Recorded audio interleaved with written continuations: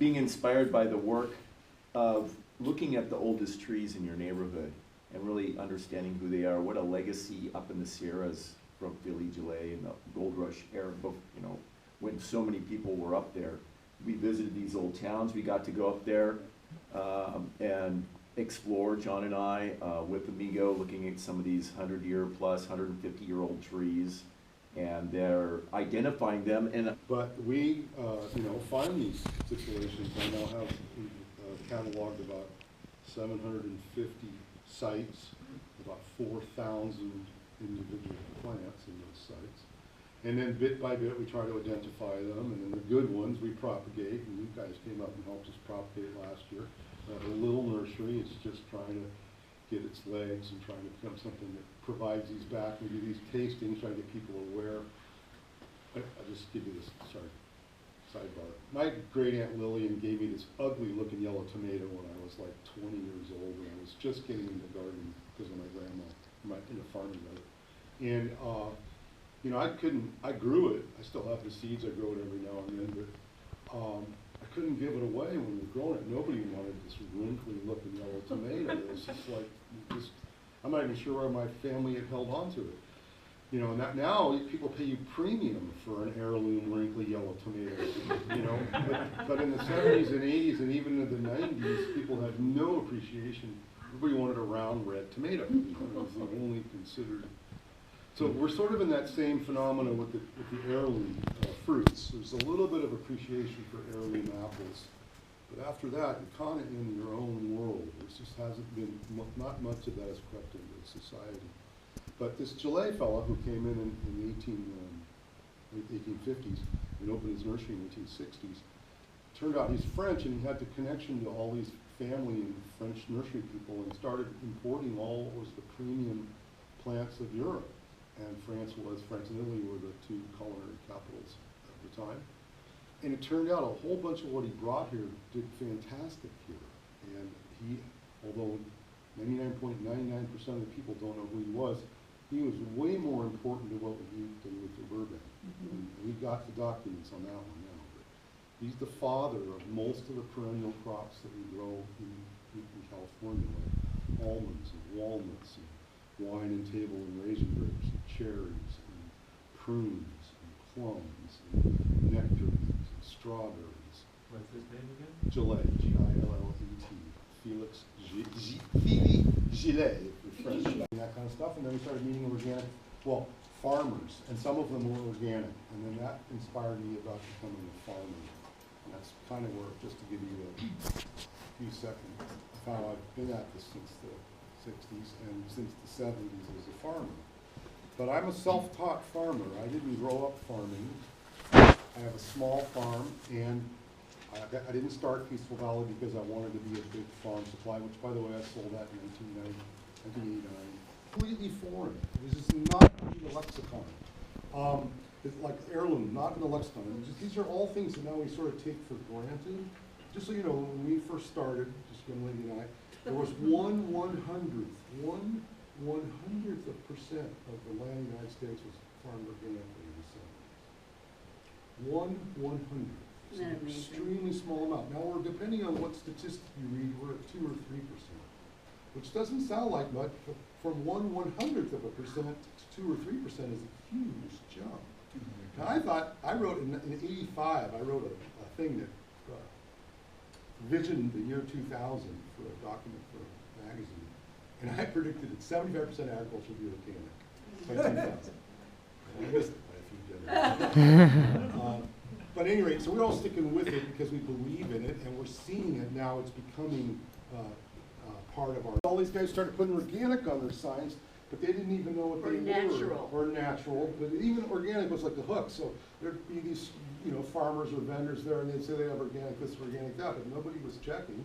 So you could put anything on it, and then Veritable Vegetable, which you may know, which is one of the original organic produce distributors in San Francisco, they started going out to these farms and checking. Is this a real live deal? And this carrot caper, Stuart Fishman, I'll give him credit, that was about 75 or so. Stuart ended up on this carrot packing operation over in Stockton, where this guy, A.B. Pagala, I'll never forget the guy, was bringing organic carrots in 25-pound bags, and they were gorgeous carrots, and we were all kind of like, well, this is a really good farmer. Well, it turns out Stewart shows up unannounced at the packing line, and well, here's the story. Here comes the conventional carrots, and they're going into this bag, and then, oh, here's AB's order, they just put them in the organic bags. Same carrots. You know, it's like, oh, and Stewart documented this with pictures, and that led to a whole big outcry, because then we realized that there were a lot of people taking advantage of it. CCOF was voluntary, and you didn't have to be certified, you could choose to be certified. This was a really painful time. It was ugly. For some of us, because we just couldn't believe that that was happening. This is in the late 70s, early Yeah, 80s? mid-70s. Mid-70s, Yeah. yeah. Mid-70s. Before Jesse was born, so it was like 1976, 77. Yeah, right it in was there. early. So then we said, okay, we can't just have this voluntary thing, we're gonna have to get the government involved. So in 78, 79, with Jerry Brown's help, remember Jerry Brown? Yeah. Okay. The first time around, when he was Governor Moonby, helped us write and get past the first organic law in the United States, which defined 8 pages defined organic. Yeah. 1979, it was the Organic Food Act of 1979. That was on all the I labels. I was one of the co-authors of that, and we battled with each other trying to figure out how to define this thing, because it had been an amorphous thing before that, and now it's like, well, what is it? How do we define it? What can you do and what can't you do? And that was very challenging. And we were naive, we didn't really, none of us had been in the political process, we got chewed up in it a bit, but Jerry pushed it through, and we got it passed, and we ended up with a law. Unfortunately, and that's the California Department of Food and Agriculture, CDFA, was charged with enforcement of the law, but we didn't realize, or didn't acknowledge anyway, that CDFA was completely run by the petrochemical industry, and it had been forever. And that they just took this law and went, yeah, cool, we got a law over here, you know, and we'll just let it sit there. And because we didn't wisely enough pass any money into it, we didn't put any enforcement money, they said, well, we don't have any money to enforce that law. So it just sat there for 11 years. There was virtually nothing done, and fraud continued to keep happening. So in '89, we rewrote it again, and this time we put into it tax. We self-taxed ourselves. Organic farmers in California, in addition to getting certified, we spend almost $2 million a year. Most of it goes into the general fund. Very little of it actually gets used by the government, but it goes into the general fund in order to fund enforcement for organic, so they actually could bust somebody who's bogus. And every now and then, if we lead them to the damn culprit, they bust them. That's, unfortunately, that's that long story. But at any rate, so then all of a sudden, just a couple more things so you get a little historical context. Then, 1989, we had a really interesting thing happen, which is part of why it spun this, we needed this next new law, was we had this thing called Alar Sunday. Alar was a carcinogenic chemical applied to apples to cause them to get larger. And it was a very carcinogenic material, and the NRDC, Natural Resources Defense Council, did a study, or collected the studies and showed how poisonous it was, and started talking about it on putting out PR. And it wasn't until Meryl Streep got interested, because she had kids. And Meryl Streep took it on, and she helped form this group called Mothers and Others Against Pesticides. That's what it's called, something like that, Mothers and Others. And Meryl went on talk shows, and she started talking about this, and then it was on 60 Minutes. And that was on a Sunday night, and it was called, we called it Alar Sunday, because as soon as it was on 60 Minutes, and mothers around America freaked out about their feeding their kids apple juice with this carcinogen in it, which was what it was really commonly used stuff. Right? It's just started this incredible organic demand overnight. I mean, literally overnight. That was like in April or something of '89. I can't remember exactly. It was early spring. And all of a sudden, everybody wanted organic, because people were freaked out. They finally got their attention about pesticides. Well, there's a lot of other ones that were just as bad, but this one got their attention for some reason. And we went from this little dawdling industry to all of a sudden, Safeway was calling up wanting to buy organic, and groceries chains all over the country, and all the natural food stores were getting swamped. And Drew has the best story of that one. She goes, Drew Rivers from Full Belly Farm, is a famous farm. She said, you know, we were selling potatoes for $5 for 50 pounds, so that's 10 cents a pound. She said in a month's time it went to $50 for 50 pounds. Well, what happened was that everybody and their brother wanted to be organic, or they wanted to sell organic, because there was a market niche and it was profitable, and then we got a whole bunch of more fraudulent people Yeah, coming. huge. So then when that happened, then we said we better write a law. And that's kind of what this all, now we've evolved into trying to regulate that. And simultaneously, my phone ran off the hook. I'd started Peaceful Valley in, 79, late seventies. And in 10 years later, that's older, yeah, mid-seventies. 10 years later, the phone starts ringing off the hook from all these farmers from all over the West going, I want to be an organic farmer. How do you do it? And that's how I became an organic farming advisor. You know, because I couldn't help them on the phone. You can't give them a lifetime of advice in 10 minutes on the phone. You just can't do it. So then I sold my business to my employees because I was trying to do both. That was crazy. And sold it off for next to nothing. I regret, I didn't do it. And went off on and spent the last, what is that, 30 years? Getting close to it. Anyway, out doing farm advising, helping farmers, and my niche is helping conventional farmers understand organic and become organic farmers. That's what I did yesterday. I worked with 3 different farms in Napa Valley, and today after I interviewed one in Hillsborough. So anyway, that's what I do. So I spend all my days trying to figure this out in the way of making it digestible. So I'm going to give you in an hour or so what I try to do that for 5 minutes for the technique of raising insects to control insects. And it's still operating. It's called Rincon Vitova. It's the oldest operating insectary in the world. And his daughter and son-in-law run it now. And Deke was the mentor. He was the guru, and that's why we invited him to the first eco farm, because we didn't call it a farm, but, because he was the one who'd actually taught me about understanding bugs. And I will, you got it spelled right, good job. Yeah. Rincon Vitova. Yeah, Oh, Rincon, thank you. R-I-N-C-O-N-V-I-T-O-V-A, Rincon Vitova Insectary, which is a great website. You can learn a lot about this whole subject on our website. But I'm also going to then, since you brought it up, I gotta speak to it. Deke worked for the University of California in the 40s and 50s in what was then known as the Division of Biological Control. You and I, before your generation, most of you, actually had a government, a publicly funded group of scientists who studied the ability of insects to eat insects and how to manipulate that environment. And they actually did phenomenal work, did so phenomenal that it frightened the pesticide people. And in the 80s and 90s, they defunded that department. It's no longer in existence. At a critical time, the time when we should actually have more than ever. But there used to be dozens and dozens of employees. You may know about the Giltract protests over in Albany. Giltract was where the Northern California Biocontrol Department was headquartered. Nobody even talks about that. I want to urge you to read a book if you want to get some history on this. There was a book written by the head of the department who was a compatriot of Deke. Deke went into the private world. He got so frustrated with the government or with the university. But Robert Vanden Bosch was the head of that Division of Biological Control. He wrote a book called The Pesticide Conspiracy, which is an incredibly damning book. And I'll mention briefly, nutrition plays a big role in this. Varietals have a huge range. You may have already experienced that. Some varieties are really prone to bugs, and other ones get through it quite well with little problems. That has a lot to do with the nutrition that's inherent in that plant.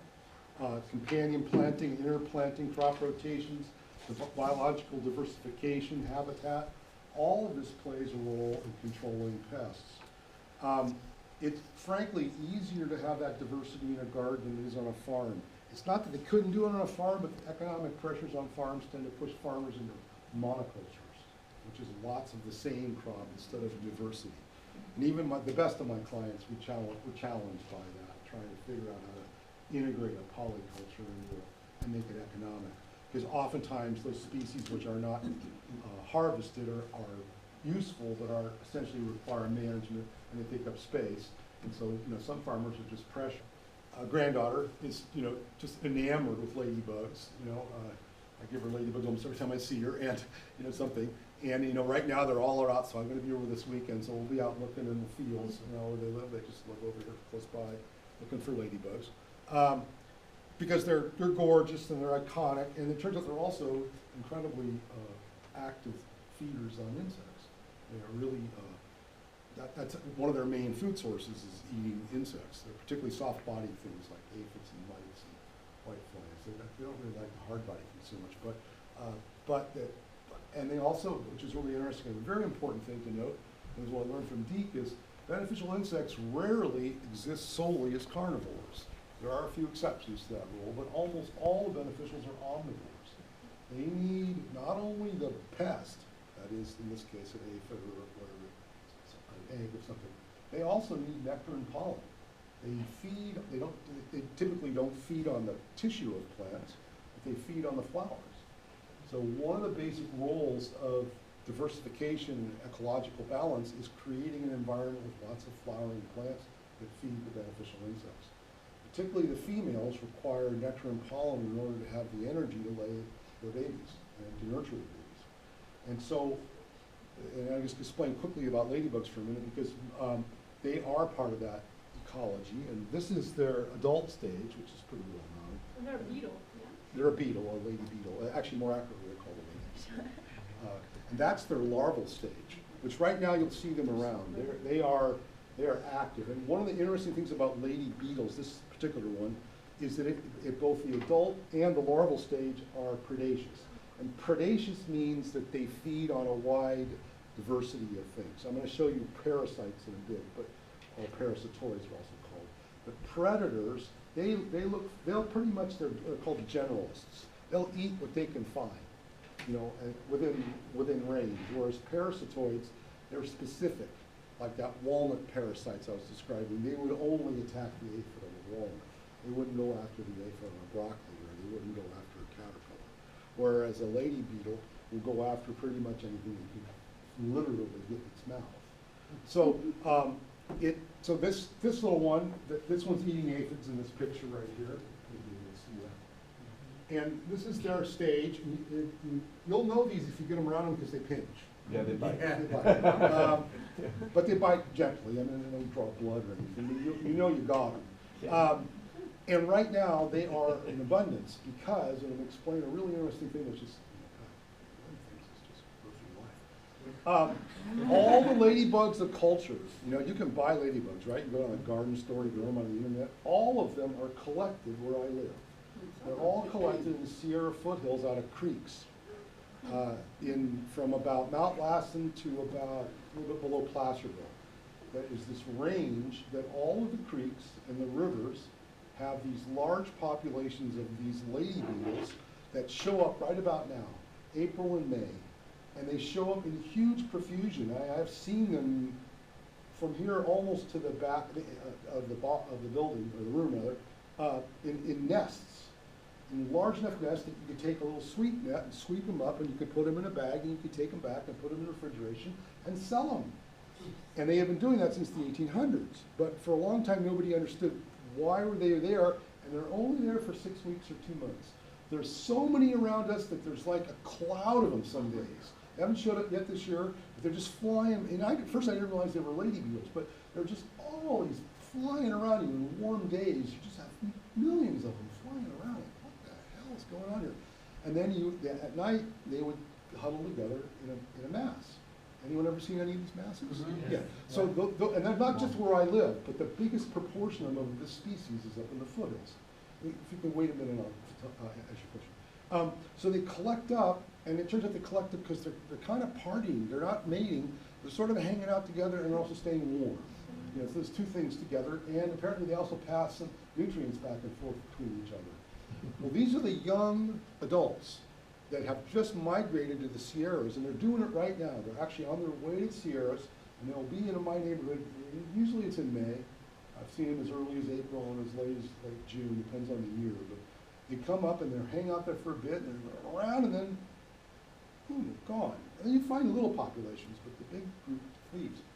And then for a long time, I didn't understand what that was. And then I didn't have any clue what happened until I found this dang document, which I've got to find it again because it's not online. But in the 60s, one of these guys from the Division of Biological Control, one of Van den Bosch's professors, said, what's with these ladybugs everybody collects? Where do they go? So he ended up in Nevada City of all places, I'm not sure how he ended up there. And he followed for 4 years.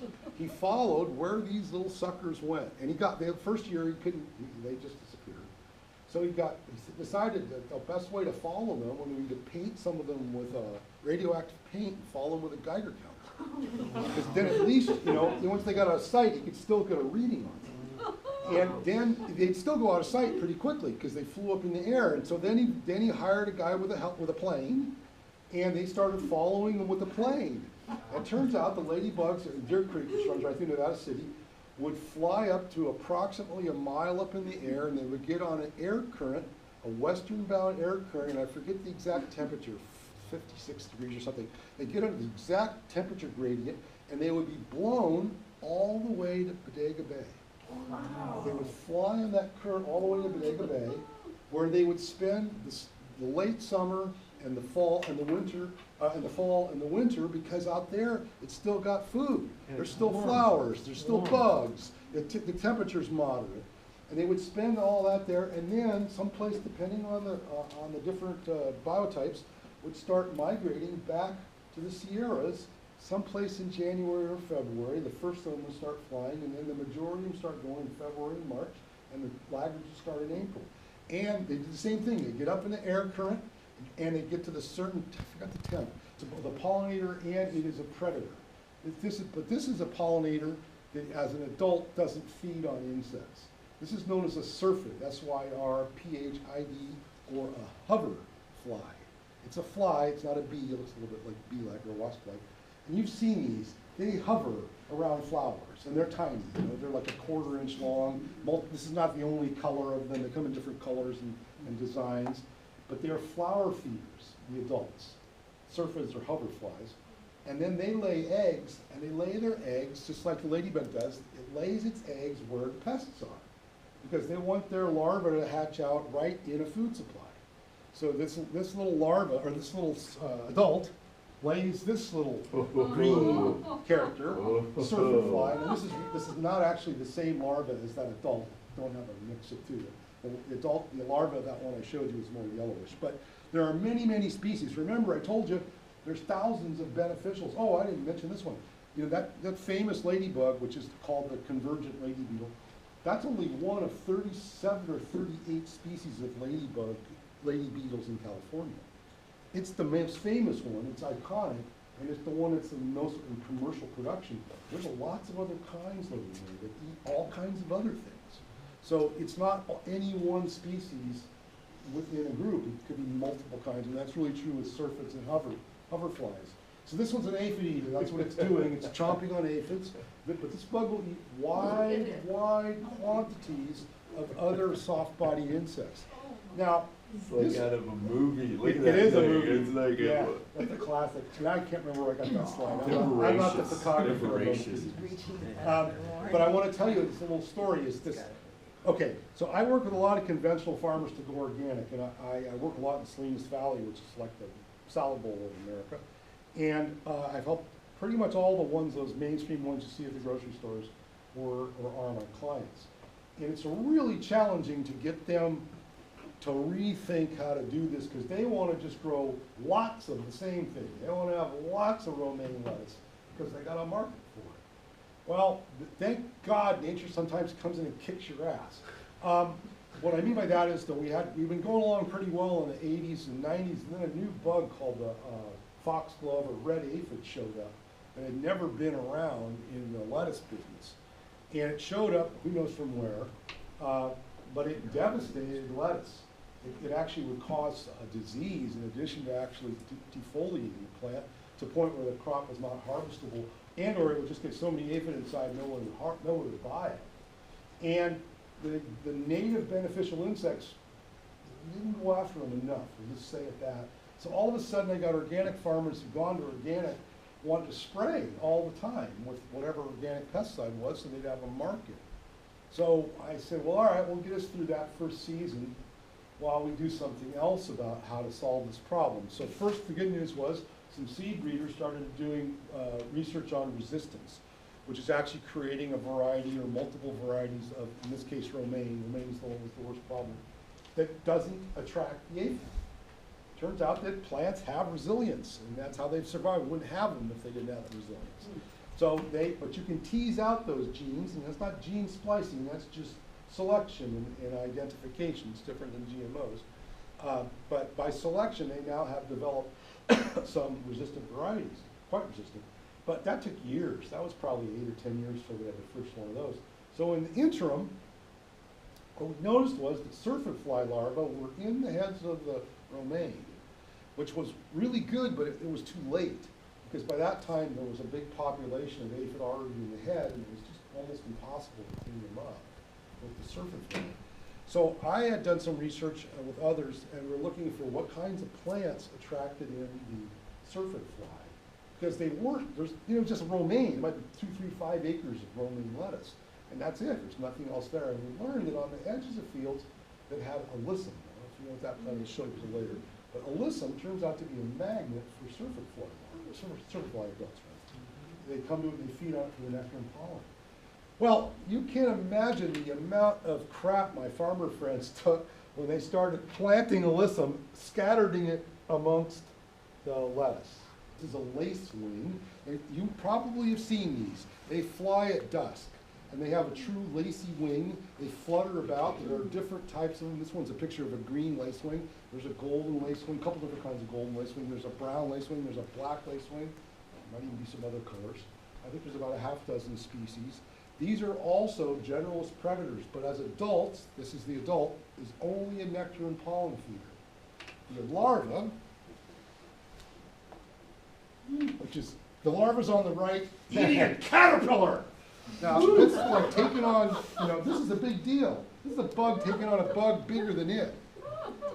These also pinch, by the way. In fact, these pinch harder than a ladybug.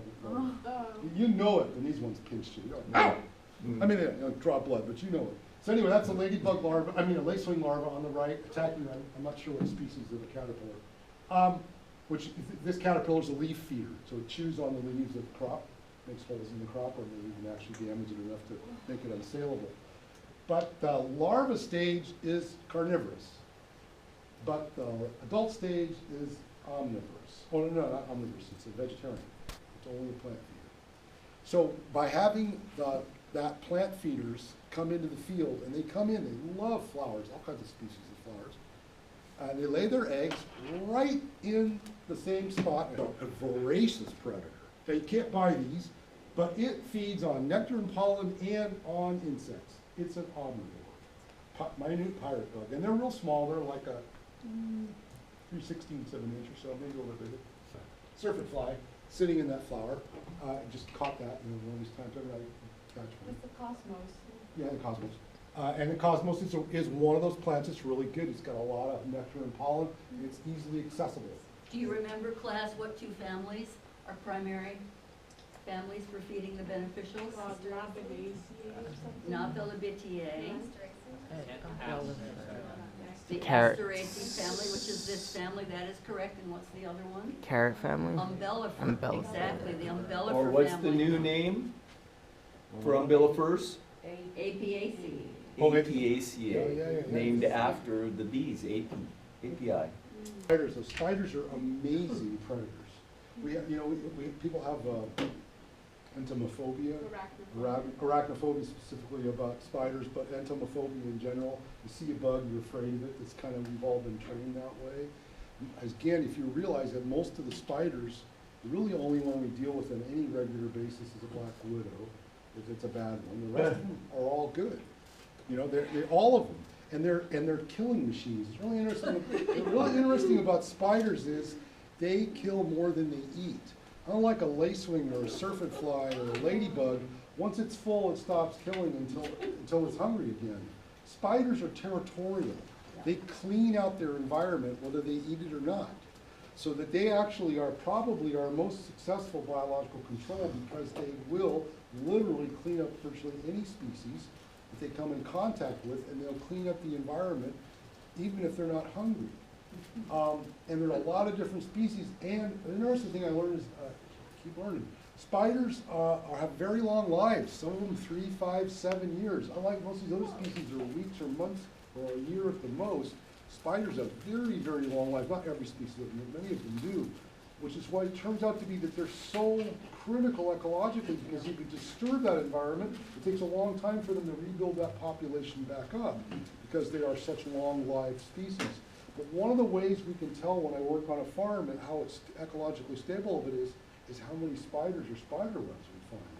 The more of those we find, we know that it has an ecology that's stabilized or has been minimally disrupted. I mean, farming disrupts everything. Even the best organic farmers are disrupting their environment. It is not a natural environment. And we'd have to look and see, because that might actually be a pestiferous fly. It's after 2, it's hard to say. But it could have been a beneficial. But anyway, it didn't take that slide, so I don't know.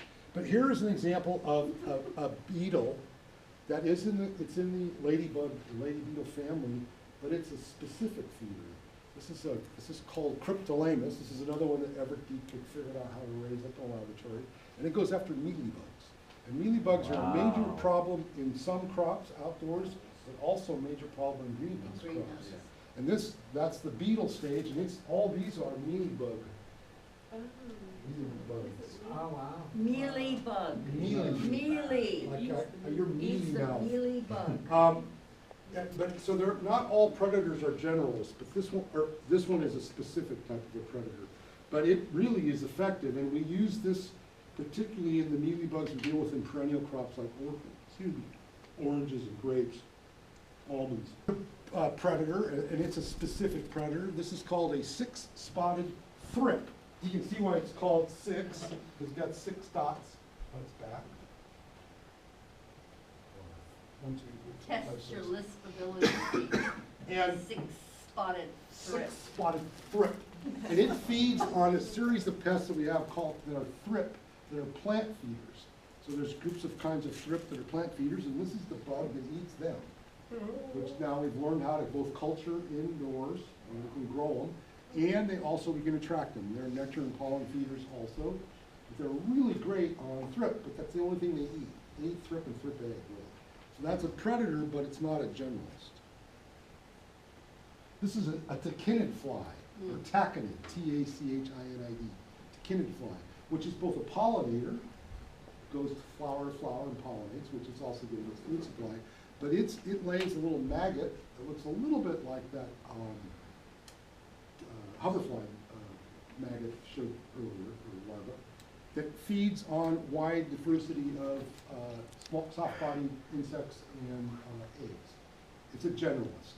And these are a lot of them. There are a lot of native ones, a lot of species of these in California, and they thrive on flowers. Now, this is a parasitoid. This is the egg of a moth. And these are tiny, this is highly magnified. And this is a tiny little wasp. This is a small enough wasp, you could literally only see it successfully with maybe a 10-power hand lens. You can barely see with your naked eye. I can't really see them. But with a hand lens you can, and they are small enough to crawl around on the head of a pin. Yeah. Now, despite the fact that they are a wasp, that is, they have a stinger, they don't sting people. You would never have them ever be identified as a pest to humans. But they are part of, and there's many, many species of these, lots of different kinds of them. They are incredibly effective control of the eggs of caterpillars. And caterpillar species are probably our most common pest problem, whether you have cabbage maggot, or you have cabbage fly, or you have diamondback moth. We have dozens of them I deal with in agriculture, all of which, by the way, are all imported pests, came here with us humans. But there are fortunately a whole bunch of different of these species of wasps. Mini wasps is one term. This one's a group called Trichogramma, or just Tricho, T-R-I-H-C-O, Trichos. And another one, I gotta give deep credit for, this company pioneered worldwide the effort of being able to raise these in insect trees and allow us to put them out in fields when we have pest pressure. And the way we know we have pest pressure is we monitor for the eggs. We start to see the eggs or the moths flying around. Then we start bringing in these wasps. These wasps only feed on this egg. So this is what's happening right here is this little wasp is stinging this egg, and it's laying its baby inside of here. This species has finally got public attention. We have to have disasters in order to have attention a lot in society. So we've had such a crash in the population now, even an average person walking down the street recognizes that we need to be more helpful and protective of honeybees. And honeybees are not insects that eat pests. They are in fact really, they're the pollinators. And I had mentioned this, most of these insects I showed you earlier are also pollinators. So they perform multiple roles. But the honeybee is both a pollinator and of course we get honey and, royal jelly and bee pollen off of it. But they're, I started in agriculture with the Rouses as a beekeeper. That's where they got me. I was really curious to do bees with my friends who had grown up in farming and really didn't want to farm, they wanted to raise bees. So we did commercial beekeeping in the 70s. And we had huge problems with die-off from pesticides. We would put bees in different places and there was virtually no organic farmers. So we would, by its nature, have to put them in conventional fields in order to get the nectar from the almonds or the prunes or whatever we got them from. We'd come back some days and there'd just be massive kills. Just massive kills because the pesticide, the farmers, it was very sad, the farmers weren't educated enough to know that the things they were using to control what they perceived as pest problems was also killing off what they were needing for pollination. Now, it's better now. I will say there's much more regulation, much more knowledge. Farmers are less likely to cause that or to use pesticides which are less disruptive to honeybees. It still happens, but it's better than it was in the 70s. So I will say that that's improved. Now we have other problems. You probably heard about the neonics. These are these insecticides that are systemic. They actually go up into the tissue and they be expressed in all parts of the plant. And they're made, basically they're nicotine derivatives. They're not made from nicotine, but they use the compounds that are in nicotine, which is toxic to a lot of things, and synthesize those and put those into pesticides that the plant takes up. And it's really hard on honeybees and many other species. And by the way, we have many hundreds of species of pollinators in California that are honeybees, wasps and beetles and bumblebees and all that stuff. They're all bothered by that. But actually, So those poisons are actually found in the nectar and pollen. exactly. In a systemic, it's not just by contact, it's in all the tissues and especially accessible through those food sources that they're looking for. And many, many weeks after it was applied, whereas the pesticides when you foliar apply them, they usually break down so they're not toxic, they can be used in a few hours or a few days. The stuff with neonics is they keep expressing it as pretty much a whole season if they depending on what they put on. So the stuff, finally we're starting to make some headway. Europe is banned, most of the United States is starting to move forward on it. Home Depot's gonna stop Yeah, so Home Depot was one, Lowe's mentioned, so we're getting slow. Change is really slow, and I just, again, we were at 1/100%, now we're at 2 or 3. It sounds like we got a long ways to go. It's still a sea of poison. Things just really. Let me just mention one thing about neonics in particular is because with the Asian citrus psyllid, which I've talked about before with you guys, right? I've even heard Bayer Chemical Company putting on their systemic ads on local little like gardening radio shows, like protect your citrus. We don't even have Asian citrus psyllid. They've got a little bit in San Francisco and San Jose, but it's not like, we don't have to worry about it until it's here, but they're actually advertising for it already. There are systemic pesticides for this. In Southern California, it's huge. They have a lot of. Aslan actually was one of the places that monarchs spend the winter, and it was for some reason it wasn't feeding on. It was feeding on that. It wasn't feeding on milkweed. Milkweed. But so just to use that another example, you may have heard there was this huge die-off in the population of the migratory group that goes from Canada to Mexico and back. The reason that has happened predominantly, although no one really speaks about it, is the overuse of Roundup in these Roundup-ready crops in the Midwest and Canada. Because milkweed was a common weed in corn, soy, alfalfa, canola fields until the invention of Roundup-ready crops where they essentially wiped out all the weeds. So the food supply for the monarchs evaporated.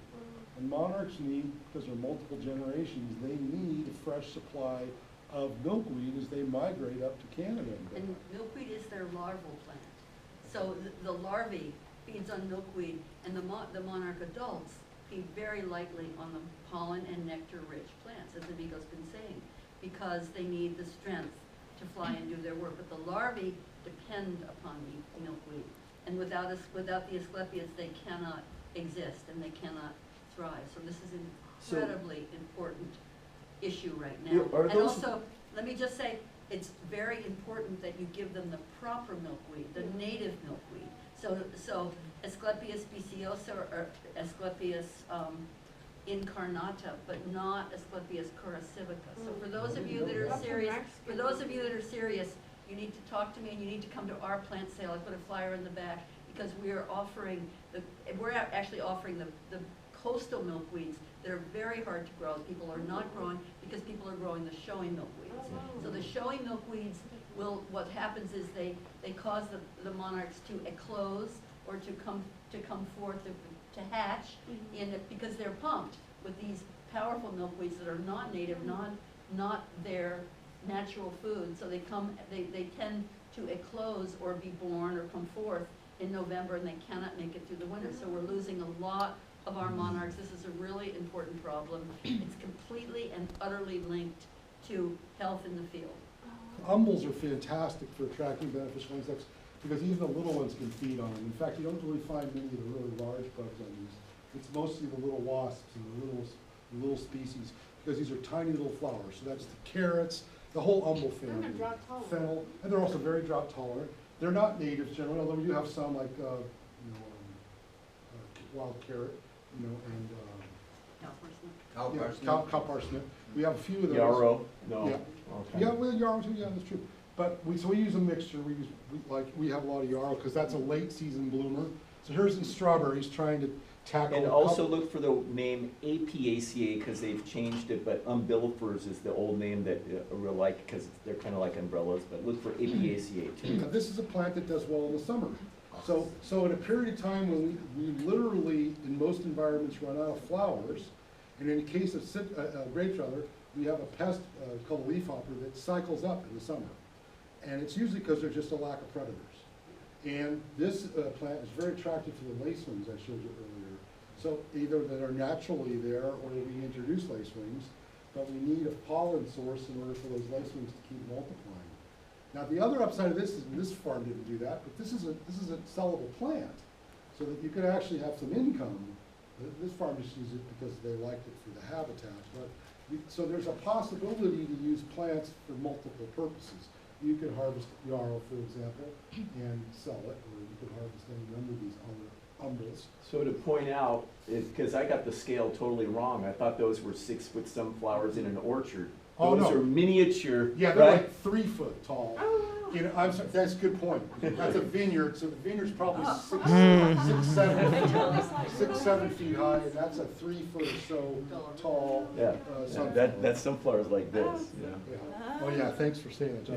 Yeah, you mentioned vineyard, I was like, oh, I see. Or here, trying to use a roadway. Now, again, the farmer wants to farm every square foot, but they can't farm where they drive the tractors. So, okay, so how can we fit in something? So this is a roadway, on either side with a mixture of clovers, which turn out to be also good predator attractors, umbels, and other species. Wow. I do mixtures because some things do well in 1 year, some things need a little more water, you never know. Some things don't tolerate getting trashed by the tractor. It's difficult to predict. So that's where this good bug blend I helped create was just, all right, let's get 10 or 15 different kinds of things that don't cost a fortune, that are easy to seed, and maybe we'll get 2, 3, 5, and maybe sometimes 10 or 15 of them all blooming. And also trying to choose ones that start blooming in January. Yeah, I'm lucky if I keep doing this for 5 years. They get weedy. That's one problem. Other things grow in them, and then they're concerned. Some of them make flowers and end up in the field and end up in the field. So yeah, it depends. Often, that's an exception. I rarely can get somebody right in the middle of the field. Usually they'll do the edges with me. That's a lot easier. The sunflower is easy because that's something they could cultivate out and kill it. Big seeds. But yeah, it's big seed. But there's another example. Let's just try different kinds of things in different environments. That's the umbels. Now this one's a pretty good test case. So this is again in grapes. and this is early season. And what you're seeing flowering right here is some radish, and yellow sweet clover, that's the taller plant, the two that are most obvious. This is, and dill, there's some still starting to flower there. So this is the place, and I went to work for these guys, this is down by Monterey. They have been spraying 4 times a year for mites, which is a little bug that basically sucks the sap out of plants. 4 times a year, and sometimes it got out of control to where they actually lose a significant amount of crop even with 4 sprays. So we put this every 20 rows, because I couldn't get the farmer to really think of doing it more frequently. Because this, in order to keep this alive, we had to put a dripper line into it, you know, so it stays growing. And we had to keep the farmer off of it, because they wanted to be on every row, driving the tractor. So he agreed to every 20 rows. That was in the early 90s. Yeah, probably maybe mid-90s. It has been at least that long. We've never sprayed for mites in that field again. Nature, basically, we didn't release any beneficial insects. All we did was just create an environment so that the beneficials would stick around. And there's a lot of beneficials that will survive in a perennial crop if they have a chance. But they just, once they run out of food, they move somewhere else. They go to the ditch bank, they fly back to the Sierras, whatever it is. So trying to keep them happy by giving them something as an alternative. And then alfalfa and artichoke food. Now, those of you like artichokes, you need to know that they're probably the most, if not one of the most sprayed crops in America. You know, they're a lot of, there's a perennial crop, they got a lot of aphids. Not aphids, earwigs. Earwigs, but actually mostly they spray them for a worm. That's a butterfly or moth worm. So this is down in the Oxnard Plain. Got there once and you kind of take a quick can and you go, well, maybe there isn't much there. But if you take a sweep like this, you can do it with a sweep net, but these work even better. So we're here, I was harvesting. This was an intercropper trying poppy underneath a grape vineyard just to see. Turned out poppy was good, but not as good as some other plants as attracting insects. But poppy's a native, and it's drought tolerant, and we thought maybe it would actually be able to succeed to grow underneath a vineyard trellis without hurting the grapevine, and it does. It's just not a phenomenal beneficial plant. It's okay. Yeah, that's, you know, this is, teaching people stuff. Here's how you do it on a big scale. This is a giant vacuum. We use this a lot now on certain crops. That's in strawberries. We have a bug that migrates out of the mountains right now. As the hillsides dry up, it goes to the flowers. Fusion. This is against flea beetle. Flea beetle is a major problem in the cool growing regions of California. You guys got it? Yeah. Sometimes. It ravages leafy things, particularly. Makes a lot of holes in them. Ants are essentially, they're farmers of insects. They literally move insects from plant to plant because most ants, not all of them, but most ant species feed on the honeybee or the sap that comes from insects. They like sugars, they like the proteins that comes from the poop of a bug like an aphid or a whitefly or a mealybug or a mite. It feeds on the sap and poops out that sticky, sweet residue. The ants love that. So because they love it, they literally protect those pests from beneficial insects. And I had a video years ago, I haven't seen it in a while, but there's a video, probably online, of ladybugs chasing, ants chasing ladybugs off of aphid colonies. Oh, yeah. Literally chasing them away to protect those aphids so that they can continue to milk the nectar that comes out of the aphid. But in addition to that, they move the bug around. Yeah. They literally put them on their backs and take them to a new spot to get a new source of food. So if you have problems in crops and you see ants, even if you don't see the ants doing anything, you can almost guarantee those ants are associated with your pest problem. Almost guaranteed. And a lot of times we miss this. Like in a good way. No. No, in the bad way. They're Promoting helping- them. They're helping the bad guys. Okay. They're helping the bad guy. Yeah, you got a problem.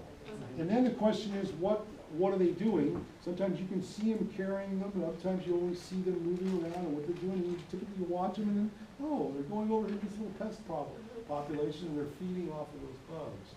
So ant control, and the deacon too, is one of the things he got me to pay attention to.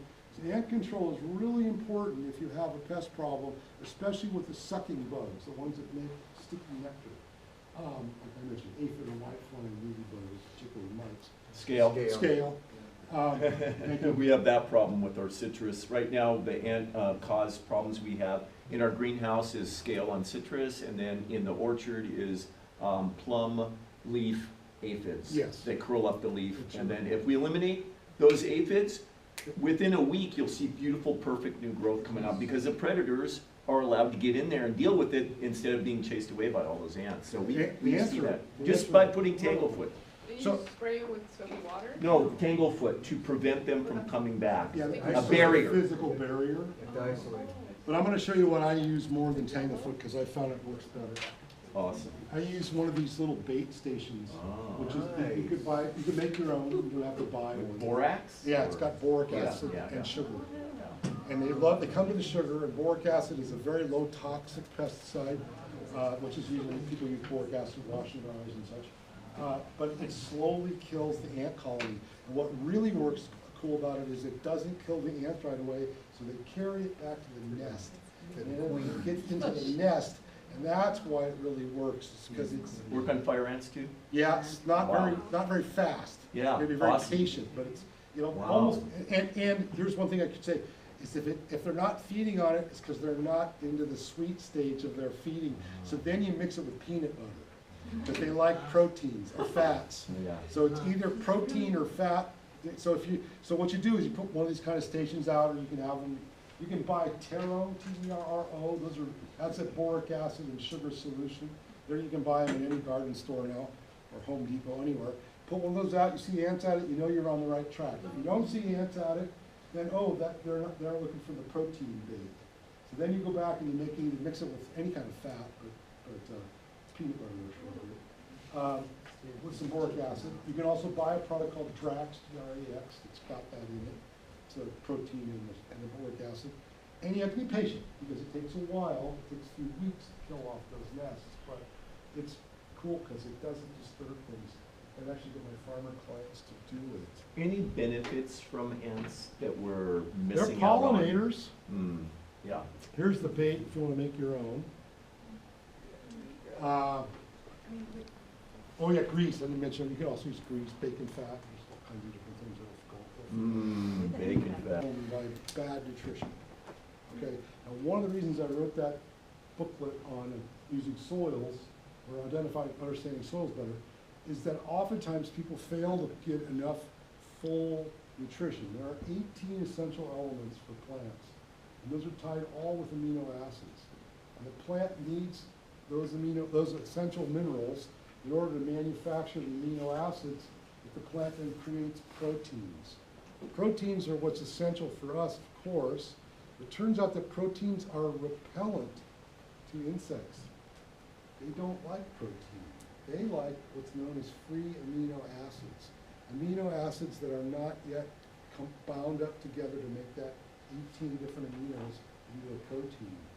So most insects preferentially feed on one or more what's known as free amino acids. These are excess amino acids because one or more mineral is in excess. The most common one we have problem with is nitrogen. Nitrogen excess tends to stimulate, stimulates most insects.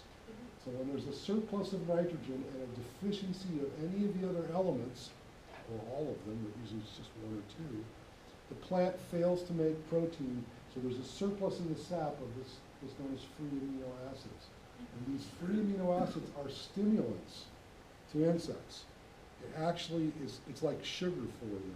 It makes them go crazy, and they preferentially feed on them. And because they do that, they multiply more rapidly because there's a lot of food supply, and the more rapidly they multiply, the more of them there are, it's harder for the beneficial insects to keep up. This is so important, what Amigo is saying right now. Do you remember when we did our feedback after Eco Farm? Kaylin and Jake and John and I did a feedback, and I talked about the final session on Saturday with Paul Muller, where he said, we're at the point now, Paul Muller is one of the partners and longtime farmers from Full Valley Farm, and Paul said, right now, we're at a point in organics where we really have to rethink how we do plant nutrition, because we're seeing pests and predators and problems that we've not seen before, and at this scale, and of course that's connected to plants of a drier soil and a hotter climate.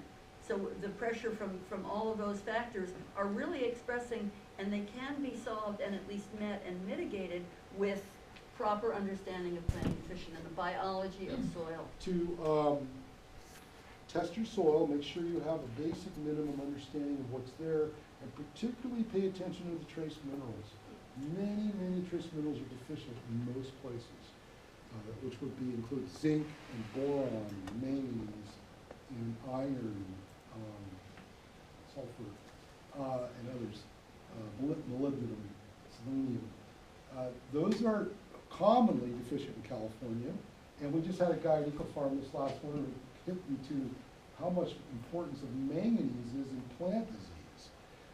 And I It's never related really, to calcium, isn't it? Isn't there manganese? partly is related to Yeah. that, yes.